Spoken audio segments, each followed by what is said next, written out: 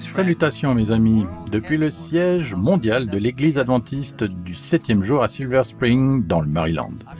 Je suis de nouveau ici avec mes collègues dirigeants, Ayrton Coller, notre secrétaire général, et Paul Douglas, notre directeur financier et trésorier. Et nous sommes ici aujourd'hui pour parler de l'unité du corps du Christ, la 14e croyance fondamentale de notre Église. L'unité entre les croyants est si importante qu'elle commence avec le Christ lui-même. La nuit précédant sa crucifixion, Jésus a prié avec ferveur son Père céleste. « Garde-les en ton nom, ce nom que tu m'as donné, afin qu'ils soient un comme nous. » Et dans sa prière cette nuit-là, Jésus n'a pas seulement prié pour ses disciples, il a prié pour vous et il a prié pour moi. Comme indiqué dans Jean 17, versets 20 et 21, Jésus a dit « Je ne prie pas pour eux seulement, mais encore pour ceux qui croiront en moi à cause de leurs paroles, afin que tous soient un, comme toi, Père, tu es en moi, et comme je suis en toi, afin qu'eux aussi soient un en nous, pour que le monde croie que tu m'as envoyé. » C'est par l'unité des croyants du Christ que le monde croira la bonne nouvelle que nous avons à partager. Mais à quoi ressemble cette unité et comment la réaliser? Commentant ces versets de Jean 17, Ellen White a écrit « Quelle merveilleuse déclaration! L'unité qui existe entre le Christ et ses disciples ne détruit pas la personnalité de l'un ou de l'autre. Dans l'esprit et dans le but, dans le caractère, ils sont un, mais pas en personne. En participant à l'Esprit de Dieu, en se conformant à la loi de Dieu, l'homme devient participant de la nature divine. Le Christ amène ses disciples à une union vivante avec lui-même et avec le Père. Par l'action du Saint-Esprit sur l'esprit humain, l'homme est rendu complet dans Jésus-Christ. L'unité avec le Christ établit un lien d'unité entre nous. Cette unité est la preuve la plus convaincante pour le monde de la majesté et de la vertu du Christ et de son pouvoir d'éliminer le péché. Lorsque nous pensons aux disciples du Christ, nous savons qu'ils avaient des origines différentes, des personnalités différentes, des façons différentes de faire les choses et parfois, ils se disputaient pour savoir qui serait le plus grand. Jésus savait tout cela. Il avait des plans bien plus grands pour eux, des projets pour atteindre le monde pour lui.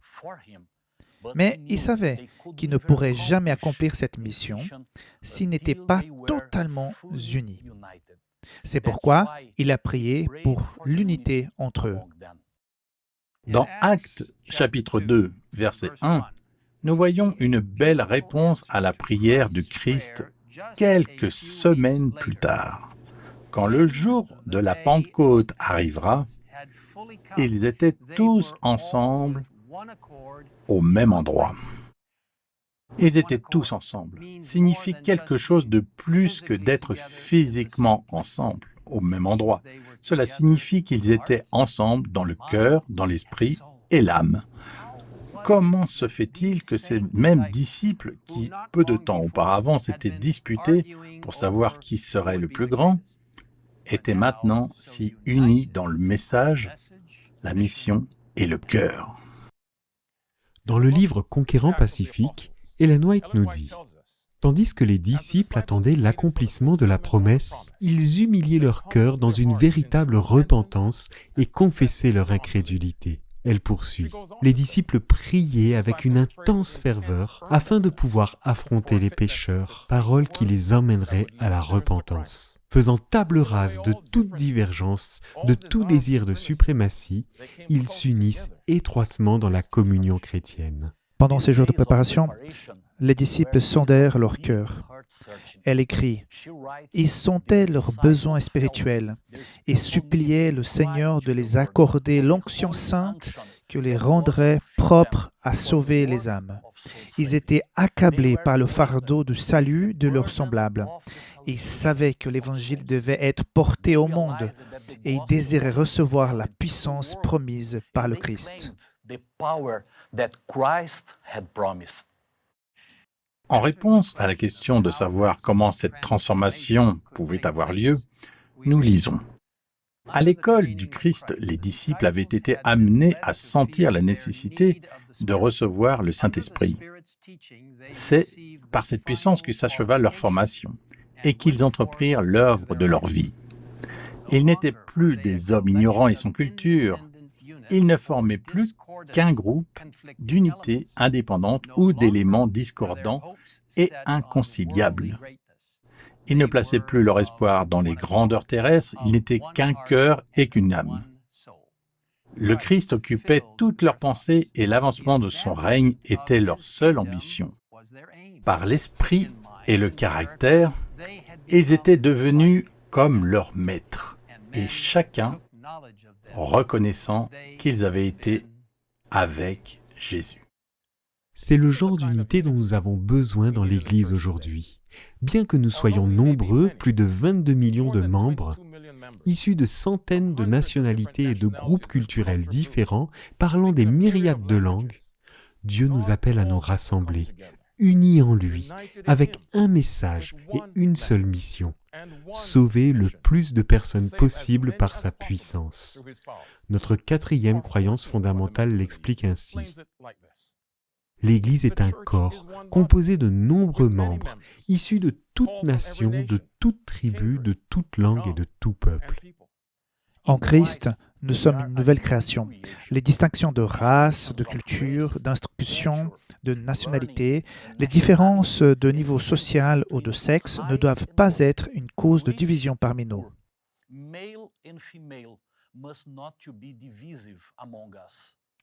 Nous sommes tous égaux en Christ, qui, par son esprit, nous a réunis dans une même fraternité avec lui et entre nous. Aussi devons nous servir et être servis sans parti pris ni arrière-pensée.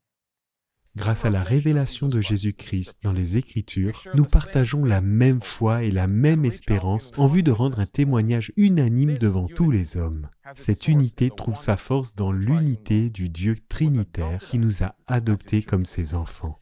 Et si vous souhaitez en savoir plus sur cette belle croyance fondamentale, nous vous invitons à visiter le site indiqué sur l'écran. Frères et sœurs, aujourd'hui, le Christ cherche à nous unir en lui, unis dans le message, unis dans la mission, unis dans le but. Le temps presse.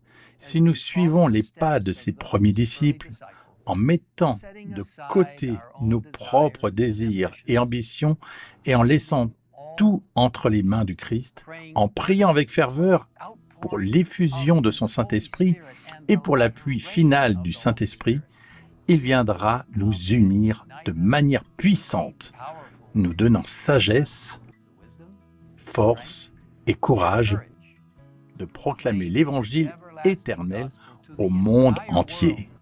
Et alors, la fin viendra. Maintenant, je vous invite à vous joindre à nous dans la prière. Pasteur Kohler. Père Céleste, nous sommes des êtres humains avec des situations difficiles et des nombreux besoins différents. Mais nous devons être unis à toi et les uns aux autres.